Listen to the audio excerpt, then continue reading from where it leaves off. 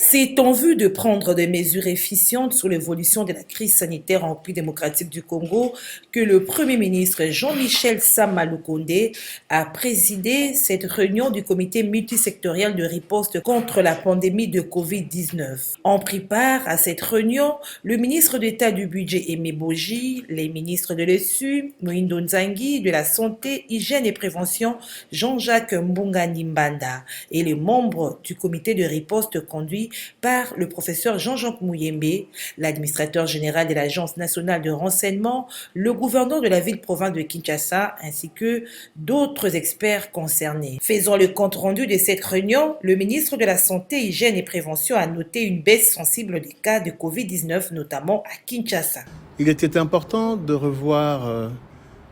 toutes les mesures qui ont été prises. Vous devez savoir que nous faisons face à une troisième vague de la pandémie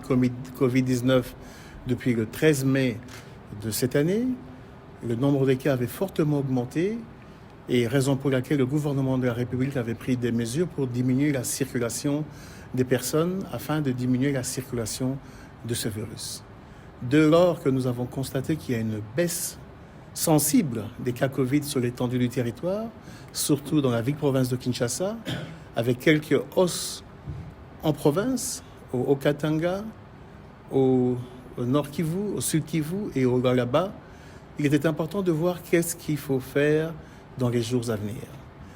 Plusieurs experts ont donné des avis en lien avec cette baisse de circulation de virus dans notre pays. Nous avons remis ce rapport au chef du gouvernement qui va échanger avec le chef de l'État afin que des mesures idoines soient prises. Mais il est important de dire qu'à ce jour, notre pays